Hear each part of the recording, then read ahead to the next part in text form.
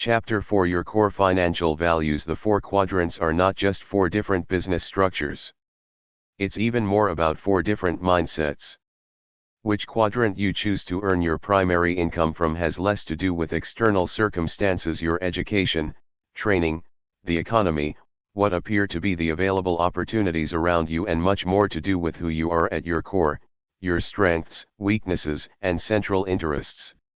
It is a matter of your core financial values. It is these core differences that attract us to or repel us from the different quadrants. This is important to grasp because it means that shifting from the E or S quadrant over to the B quadrant isn't as simple as filling out a change of address form at the post office. You not only change what you do, but in a very real way, you also change who you are. Or at least, how you think. Some people may love being employees, while others hate it. Some people love owning companies, but do not want to run them. Certain people love investing, while others see only the risk of losing money. Most of us are a little of each of these characters. It is also important to note that you can be rich or poor in all of the four quadrants. There are people who earn millions and people who go bankrupt in each of the quadrants. Living in any one quadrant does not in itself necessarily guarantee financial success. You can tell which quadrant people are living in by listening to their words. When I was 9 years old, I began sitting in with my rich dad when he interviewed people for possible hiring. From these interviews, I learned to listen for people's core values that my rich dad said came from their souls. Here are some key phrases that emerge from each quadrant, along with a snapshot of the core values of each. Wealth building, security, financial freedom, independence. 19 See Chapter 4, Your Core Financial Values. E quadrant values. I am looking for a safe, secure job with good pay and excellent benefits. For someone living in the E quadrant, the core value is security. You might be the top earning vice president of a company yet still share the same core values as the company's janitor, who earns a tenth of your salary. A person in the E quadrant, regardless if he is the janitor or the president, often thinks or says words such as, I am looking for a safe, secure job with benefits. Or, how much do we get for overtime? Or, how many paid holidays do we have? When I'm having a conversation with someone in the E quadrant and I talk about how much I love starting my own businesses, he may say, yeah, but isn't that risky? We each see life from our own core values. What is exciting for me is frightening to someone else. This is why, when I'm in the company of people who live in the E and S quadrants, I usually talk about the weather, sports, or what is on television. S quadrant values. If you want something done right, do it yourself. For people in the S quadrant, the core value is independence.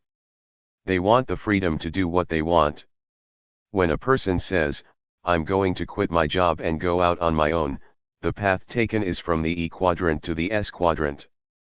People found in the S quadrant are small business owners, mom and pop businesses, specialists, and consultants. For example, I have a friend who installs big screen televisions, phone systems, and security systems in rich people's homes. He has a staff of 3 and is happy to be the boss of just 3 people. He is a hardcore, hard-working commissioned salespeople, such as real estate agents and insurance brokers, are in the S quadrant. The S quadrant is also filled with professional people, such as doctors, lawyers, and accountants who do not belong to a large medical, legal, or accounting firm. People living in the S quadrant often take great pride in the work of their own hands or brains. If they had a theme song, it would be either, Nobody Does It Better or My Way. Yet, behind the facade of independence, you will often find a lack of trust at the core of this person's approach to business, which also means his approach to life, because how we view our business tends to be how we view everything. An S is often paid by commission or by the amount of time spent on a job. For example, an S may be heard saying words such as, my commission is 6% of the total purchase price. Or, I charge $100 an hour. Or, my fee is cost plus 10%. Whenever I meet someone from the E or S quadrant who is having difficulty making the transition to the B quadrant, I usually see a person with great technical or management skills but little leadership ability. My rich dad used to say, if you're the leader of the team and you're also the smartest person on the team, your team is in trouble. People in the S quadrant often don't work too well with teams, they may even have a bit of an ego problem. 20. The business of the 21st century. To make the jump from S to B quadrant, what is needed is a quantum jump, not in technical skills, but in leadership skills. As I've said many times before, in the real world, the A students often go to work for the C students and the B students work for the government. If you've ever heard yourself saying, if you want something done right, do it yourself, or if you tend to think that way, it might be a good time to take a good long look at that philosophy. B quadrant values. I'm looking for the best people to join my team. For people in the B quadrant, the core value is wealth building.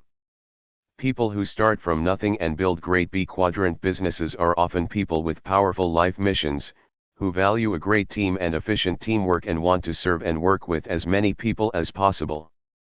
While a person in the S quadrant wants to be the best in his or her field, a B quadrant person wants to build a team out of other people who are the best in their fields.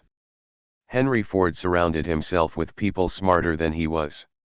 While an S quadrant businessperson is often the smartest or most talented person in the room, this is often not true for a B quadrant businessperson. When you own a B quadrant business, you will often deal with people who are much smarter, more experienced, and more capable than you are. My rich dad had no formal education, but I watched him deal with bankers, lawyers, accountants, investment advisors, and experts, many of whom had advanced degrees. In raising money for his businesses, he often dealt with people who were far richer than he was. If he had lived by the motto, if you want something done right, do it yourself, he would have ended up a complete failure. When it comes to being paid, a true B quadrant person can leave his or her business and still get paid. In most cases, if someone in the S quadrant stops working, the income stops also. Therefore, a question you may want to ask yourself now is, if I stop working today, how much income continues to come in? If your income stops in 6 months or less, then, chances are, you are in the E or S quadrants. A person in the B or I quadrants can stop working for years and the money will continue to come in. I quadrant values. What's my return on investment? What people in the I quadrant value most is financial freedom. The investor loves the idea of his money working instead of him working. Investors invest in many things. They may invest in gold coins, real estate, businesses, or paper assets such as stocks, bonds, and mutual funds. If your income comes from company or government retirement plans, rather than your own personal investing knowledge, then that is income from the E21C Chapter 4, your core financial values quadrant. In other words, your boss or the business is still paying its bill for your years of service. Words an investor might be heard saying are, I'm receiving a 20% return on my assets, or, show me the company's financials, or, how much deferred maintenance is on the property. Different quadrants, different investors in today's world, we all need to be investors. However, our school systems do not teach us much about investing. Oh, I know that some schools teach stock picking, but to me, that is not investing, that's gambling. Years ago, my rich dad pointed out to me that most employees invest in mutual funds or savings. He also said, just because you're successful in one quadrant, such as the E, S, or B, does not mean you will be successful in the I quadrant. Doctors are often the worst investors. My rich dad also pointed out to me that different quadrants invest in different ways. For example, a person in the S quadrant might be heard saying, I don't. If you want to get rich, you're going to have to move. You don't need a new job, you need a new address. Invest in real estate because I don't want to fix toilets. A person in the B quadrant addressing the same investment challenge might say, I want to hire a good property management company to fix my toilets at night.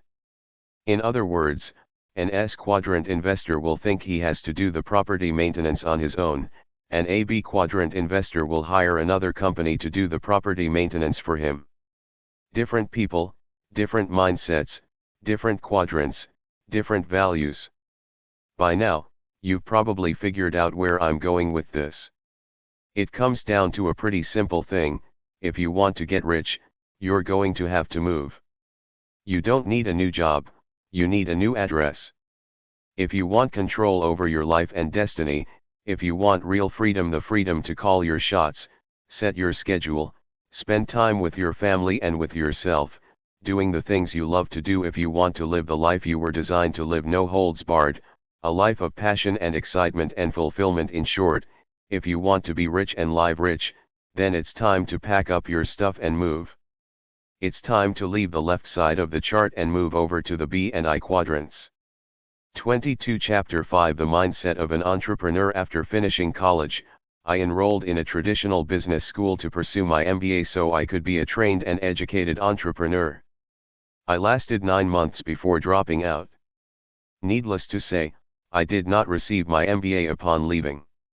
These days, business schools often invite me to come speak to their students in classes on entrepreneurship. I probably don't need to point out that I sometimes find this ironic. Common questions these students ask me are, how do I find investors, and how do I raise capital? I understand the questions, because they haunted me when I left the security of a traditional job and became an entrepreneur myself. I had no money, and no one wanted to invest with me.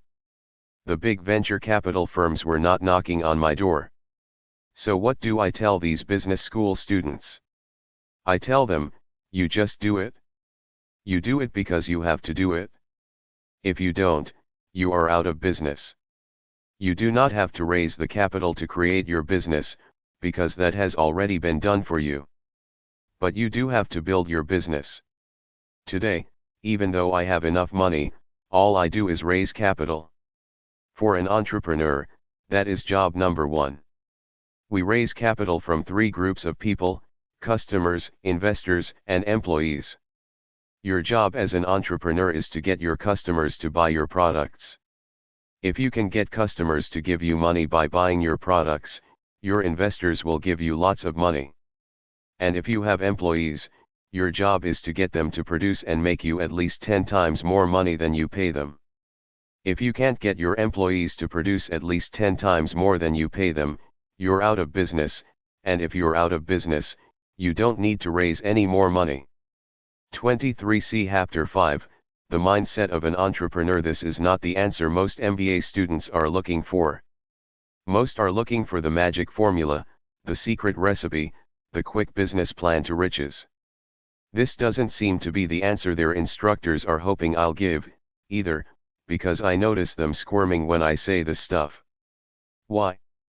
Because while they teach entrepreneurship, most of them are not themselves entrepreneurs, which is why they have a steady teaching job with a steady paycheck and are hoping for tenure.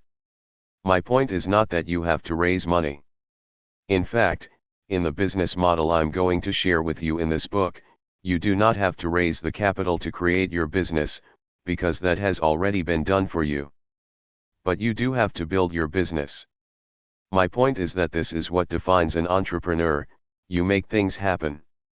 You pull yourself out of the rows of passenger seats, walk to the head of the bus, and get behind the wheel of your life.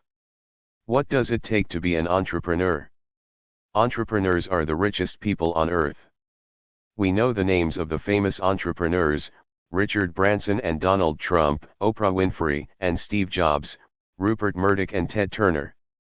But most wealthy entrepreneurs are people you and I will never hear of, because they don't command media attention, they just quietly live rich lives.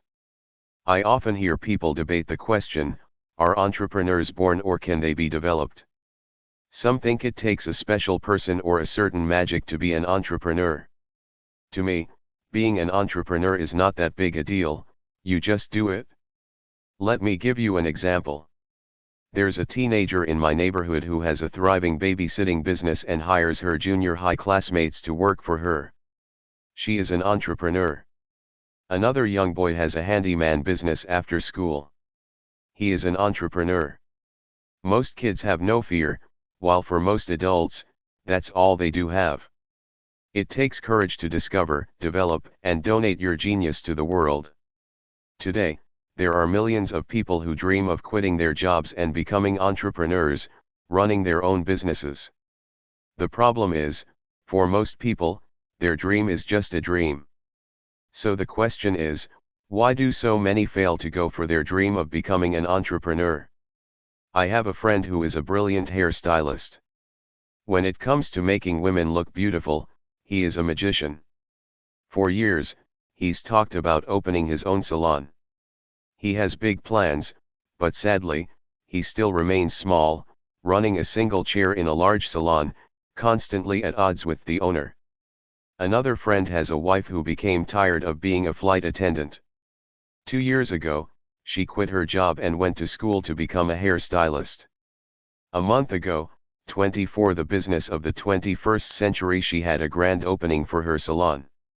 It is a spectacular environment and she has attracted some of the best hairstylists to work there.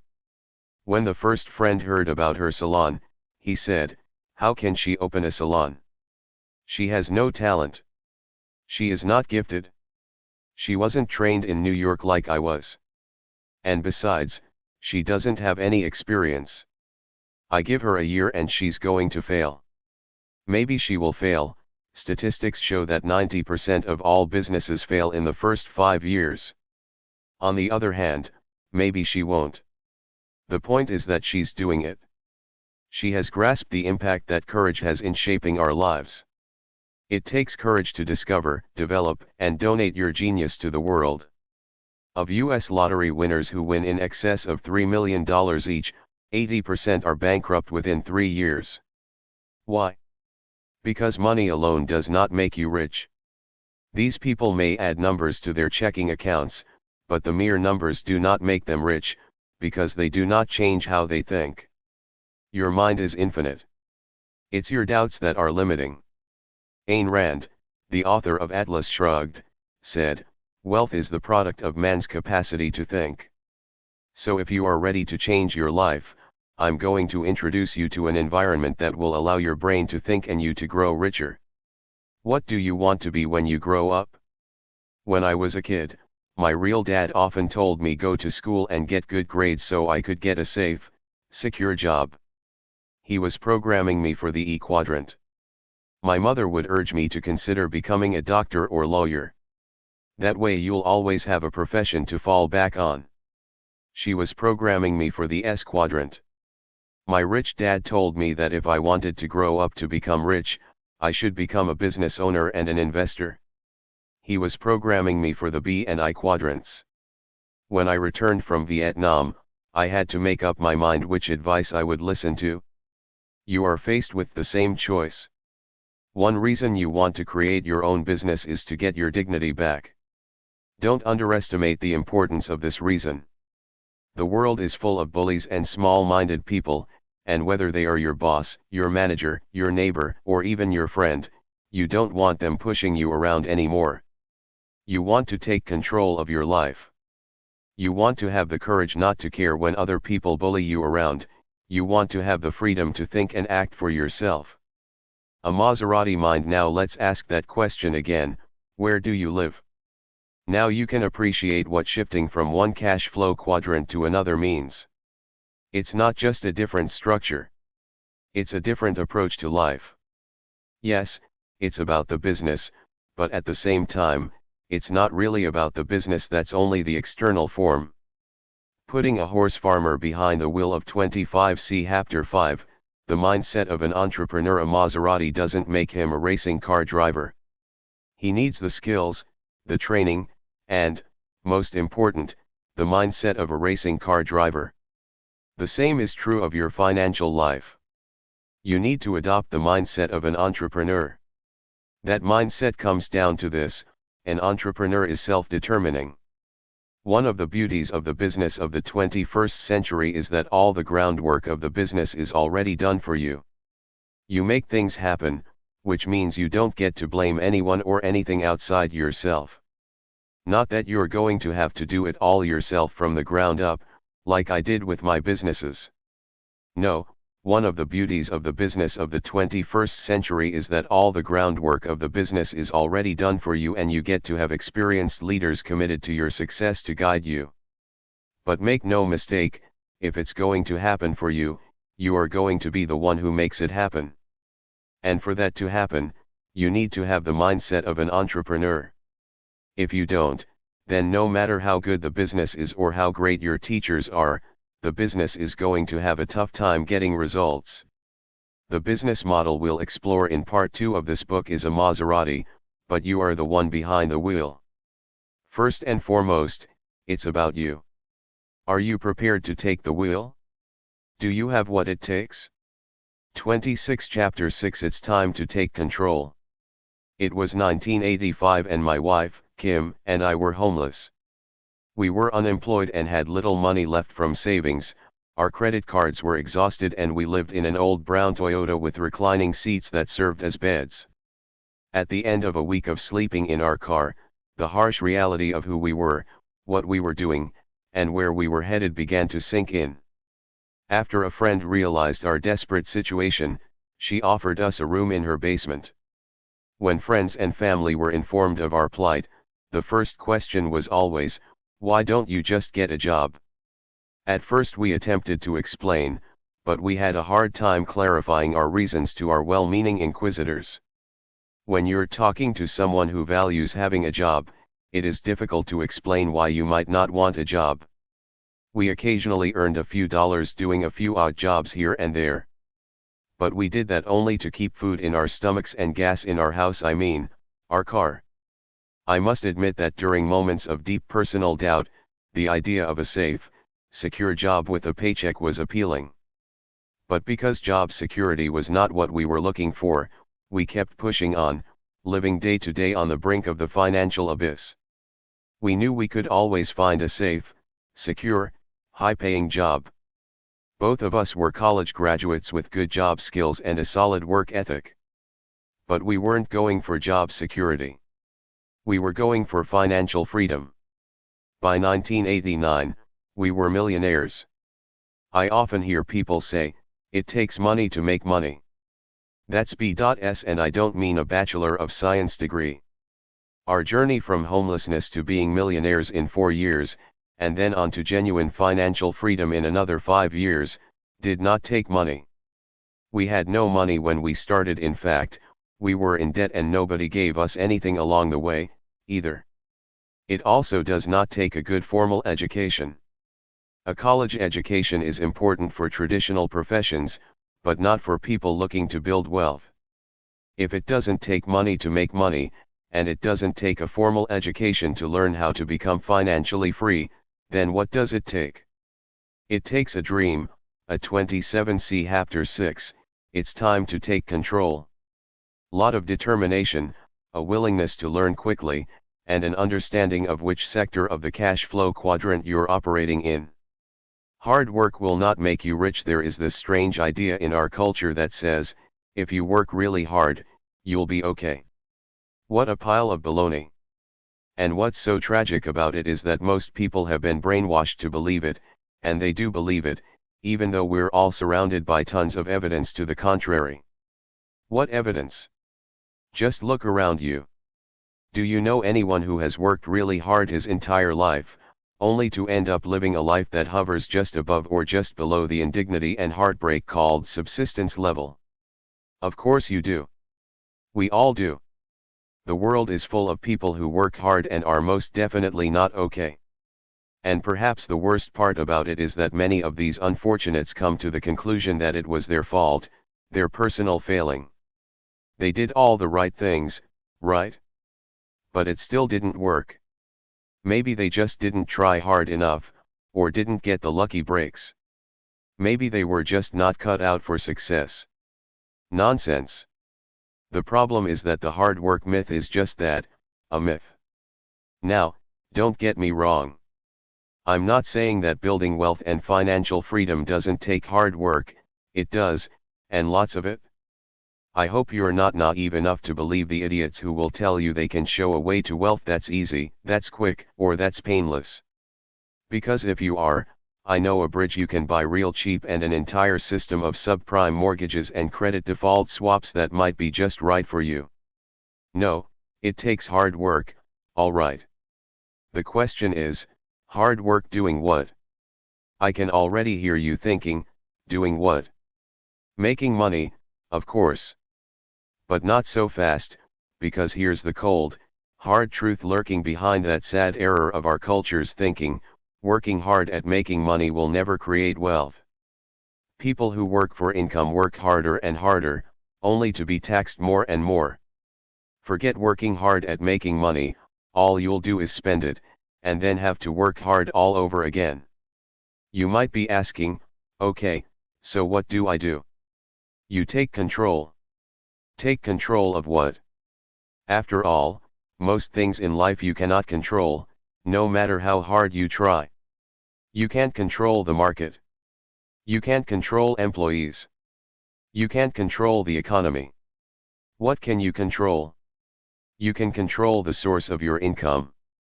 28. The business of the 21st century. The problem: building a business is the way most of the very rich became rich. Bill Gates built Microsoft, Michael Dell created Dell computers in his dormitory room. Still, historically, there have been very, very few people who have truly lived in the B quadrant. The B quadrant is the best place to begin generating genuine wealth, but at the same, there are some barriers to entry that have kept most people out. For one thing, most people don't have the cash it takes to start their own business. Today it costs an average of $5 million to start your own business. And for another thing, building your own business from scratch remains the riskiest of all ways to become rich. The failure rate for new businesses is about 90% in the first 5 years, and if your new venture fails, guess who just lost $5 million? In my early years of starting businesses, I failed twice, and while it never pushed me into bankruptcy, and I never got any government bailouts, it did cost me millions of dollars. Typically when you start your own business, you have to make sure your rent, utilities, and the rest of your overhead are paid, your employees are paid, and your suppliers are paid, or you're out of business. So guess who doesn't get paid? You. In the course of starting a new business, and I'm talking here about a successful business, you can easily go 5 to 10 years without taking a paycheck. Remember Kim and me, sleeping in our beat-up Toyota? It wasn't fun. We could have taken jobs that would have immediately put a roof over our heads, but as miserable as it was, and believe me, it was, we chose homelessness over employment because we believed in our dream of being business owners and living in the B quadrant. Most people do not have the mental, emotional, physical, or financial stamina to handle these conditions. It can be brutal, and usually is. What about a franchise? A franchise takes a great part of the risk out of it. With an established franchise like McDonald's or Subway, your odds of success improve significantly, and a lot of the groundwork is done for you. But you're still stuck with problem number 1, you have to come up with the cash. The cost of purchasing one of the better-known franchises can range from $100,000 to $1.5 million or even more, and that's just for the rights to the franchise. Then there are monthly payments to headquarters for training, advertising, and support. And even all this support is still no guarantee of great wealth. Many times a person must continue to pay money to the franchisor or headquarters, even when his or her personal franchise is losing money. Even if you are one of those who succeeds at a franchise, chances are very good that you still won't make any money yourself for the first few years. And 1 in 3 franchises eventually go broke. When my poor dad was 50 years old, he had the temerity to run for governor of Hawaii, and the incumbent he was running against happened to be his boss. Not only did he lose the election, but his boss fired him and told him he'd never work in 29C Chapter 6, it's time to take control. Hawaii again. He took all his savings and used it to buy a popular franchise, one that was billed as a never-lose franchise. The franchise that couldn't lose lost, and so did my dad. In fact, he lost everything. In theory, a franchise is a great idea, but in reality, it's a gamble, and it's a gamble where you have to pony up a fortune just to sidle up to the table and play. The power of passive income. Have you ever used one of those spring-loaded water faucets that some public restrooms install to save water? When you turn the water on, you have to hold the faucet there, because when you let go, it bounces back to the off position. Most people's income source works just like that faucet. You get a little money flowing, and then when you let go, it bounces back to off. You can never build freedom that way. What you want is a money faucet that you can let go of once you've turned it on, because it stays on by itself. It's not just about having income today, tomorrow, and next week, it's about securing your income in perpetuity. This is passive income, also known as residual income, income that continues coming in, over and over, long after you finished expending the effort and capital it took to create the source of the income. Shifting yourself into the B quadrant is a strong step in that direction, but not all businesses will create passive income. If you own a restaurant, you earn income only when you prepare and sell a meal. If your business fixes air conditioners, you earn income only when you provide that service. Even high-salaried doctors and lawyers earn money only when they see patients or clients. If no patients or clients require their knowledge and services in a particular week, the income faucet springs shut again and there's no money coming in that week. What most people need is an avenue to create passive income. Knowing this, Donald Trump and I teamed up to evaluate the many kinds of business structures that can create passive income, and published our results in a book, We Want You to Be Rich. And by the way, that's not just a book title. We do want you to be rich. Wealth is not a zero-sum game. It's not like if you become rich, then you're taking it away from me, or Donald, or anyone else. This is an astonishing and abundant world we live in, and there is way more than enough energy, material, ingenuity, creativity, and ambition to allow every human being on the planet to be wealthy. So what did we discover? We found that one business model stood out from the rest. This particular business model creates passive income, but requires relatively little cash investment to start up. It has very low overhead, and can be operated on a flexible part-time basis until it generates enough cash flow for the entrepreneur to transition out of his current full-time job. That business model is called network marketing, and it's what the rest of this book is all about. 30 Part 2 1 Business 8 Wealth Building Assets 8 Reasons Network Marketing Can Secure Your Future Chapter 7 My years in the business. I need to start here with full disclosure, I've never really been in the business of network marketing. I am not a distributor for or owner of a network marketing company, have no financial interests in any network marketing company, and do not promote any one specific company. But I have been very much in the business for years as a champion and advocate of the network marketing business as a whole, and in this chapter I want to tell you why. I first encountered network marketing in 1975, when a friend invited me to a presentation on a new business opportunity. Since I make it a habit to investigate business and investment opportunities, I agreed to go, although I thought it was a little strange that the business meeting was at a private home rather than in an office. I listened for 3 hours while he talked about the value of building your own business instead of working at a job. I agreed with most of the points he made. At the end of the evening, the friend asked me what I thought about what I'd heard. "It's interesting," I replied, "but it's not for me. I was already thoroughly involved in the process of building a business. Why would I need to build a business with other people? And besides, it was network marketing. I really had no idea what that meant, but I thought I knew what it meant, and I was sure it held no value for me." Soon after my first network marketing meeting, the sports wallet business that I had started with 2 friends boomed. My 2 years of hard work started paying off. Success, fame, and fortune seemed to pour down upon my 2 partners and me. We had pledged we would all be millionaires by the age of 30, and through our hard work and sacrifice, we had reached our goal. And this was the 1970s, when $1 million was actually worth something. Our company and products were written up in such magazines as Surfer, Runner's World, and Gentleman's Quarterly. We were the hot new thing in the sporting goods world, and business poured in from all over the globe. I was an all-out success. I never gave network marketing another thought, at least, not for the next decade. 33C Chapter 7, My years in the business. The opening of a mind. Over the years that followed, my mind began to open up. That incredibly successful business failed a few years after it started.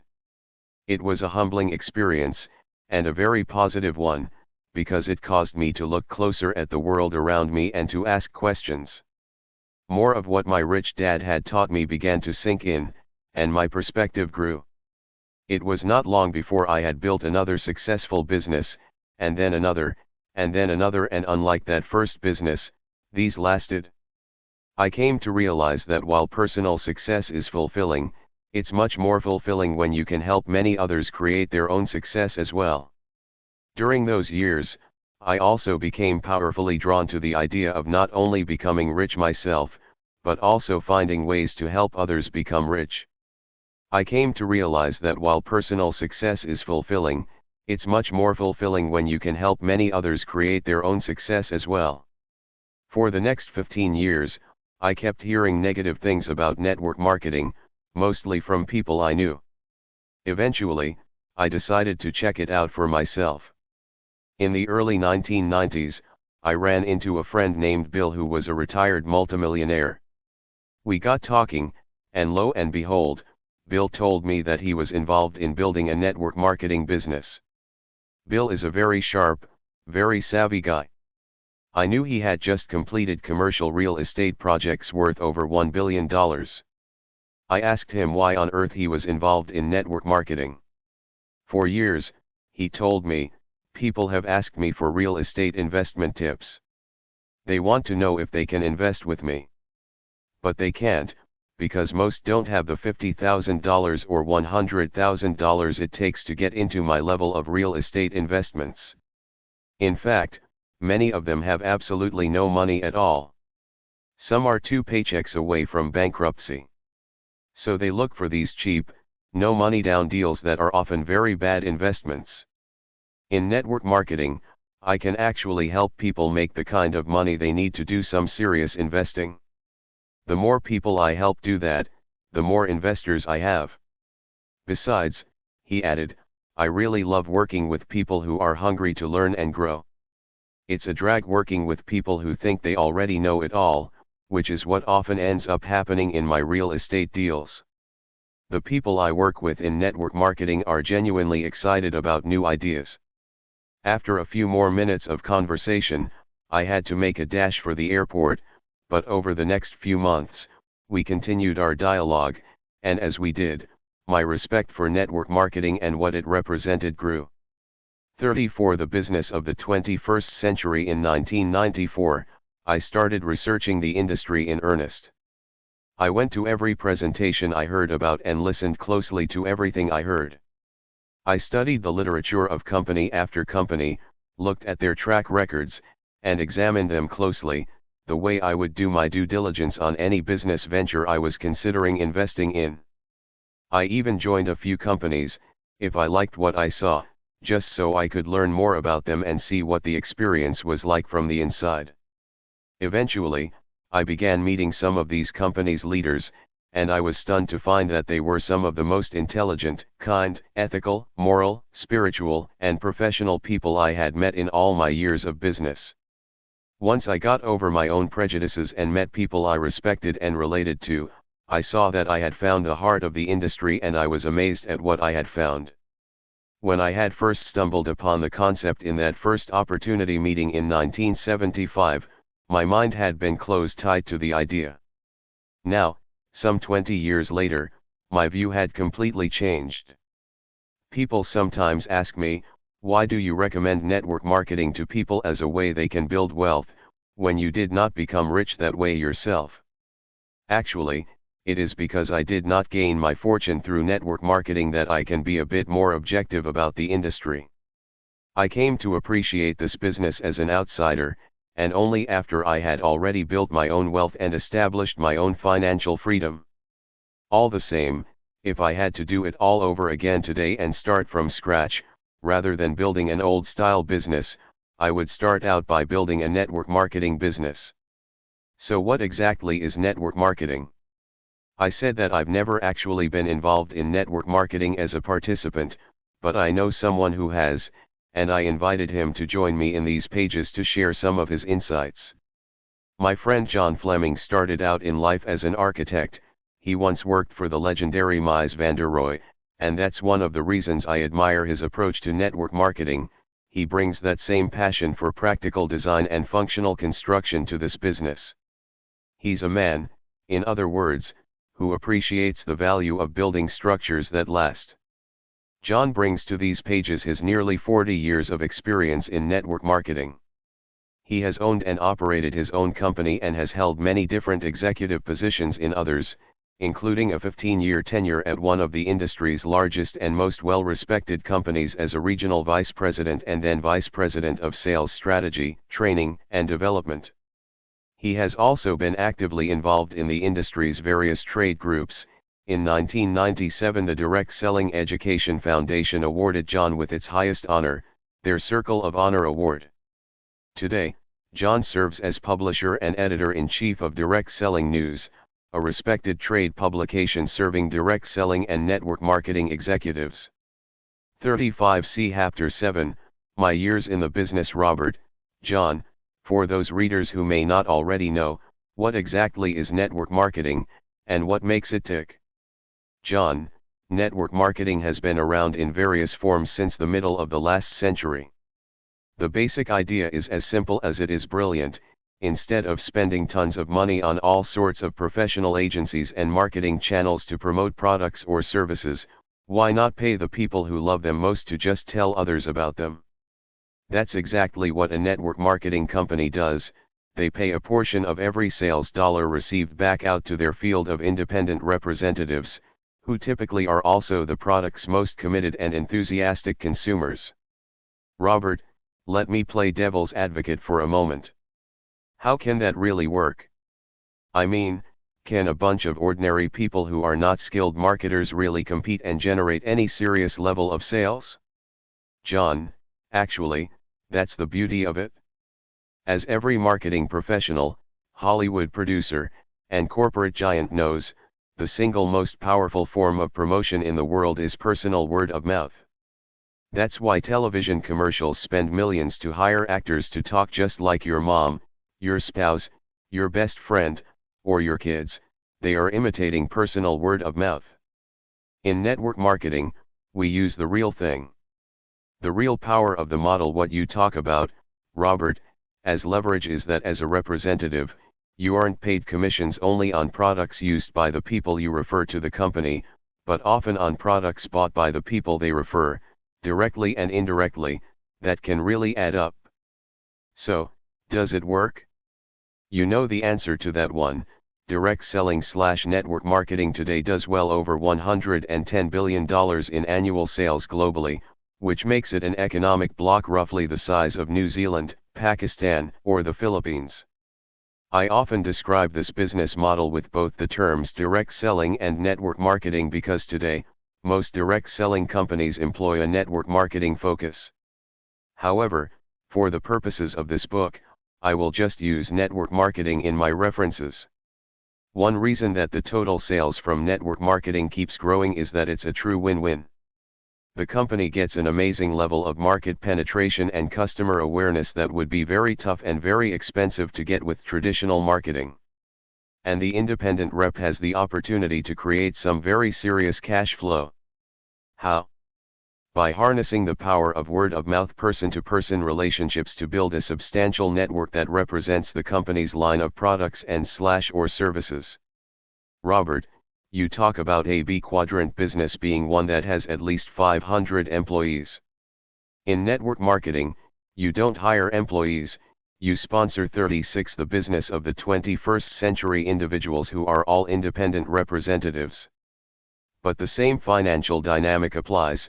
By the time your network of independent representatives grows to be 300, 400, or 500 strong, you've got a serious organization that delivers significant residual income. What others say about network marketing, as John says, the model is powerful because it works, and we're not the only ones who say so, either. Tom Peters, the legendary management expert and author of the classic bestseller In Search of Excellence, describes network marketing as the first truly revolutionary shift in marketing since the advent of modern marketing at Procter & Gamble and Harvard Business School over 50 years ago. The emerging success of network marketing has been written about in such journals as Forbes, Fortune, Newsweek, Time, U.S. News and World Report, USA Today, The New York Times, and The Wall Street Journal. 15 years ago, you couldn't have gotten a single one of these journals to give this business the time of day. Now, look at what a recent issue of Fortune said about network marketing. Today, network marketing is recognized by many experts and accomplished business people as one of the fastest growing business models in the world. An investor's dream, the best kept secret of the business world, an industry with steady annual growth, healthy cash flows, high return on invested capital, and long-term prospects for global expansion. Warren Buffett and Richard Branson couldn't be more different. Buffett drives a pickup and lives in Omaha. Branson flies his own airline and lives on his own island in the British Virgin Islands. But they have three things in common. They are both billionaires. They are both extremely practical men. And they have both owned network marketing companies. Does that tell you something? Citigroup, Jockey, L'Oreal, Mars, Remington, and Unilever, guess what they all have in common? They've all put a toe in the network marketing water in some cases, right up to their hips. Today, network marketing is recognized by many experts and accomplished business people as one of the fastest growing business models in the world. 37.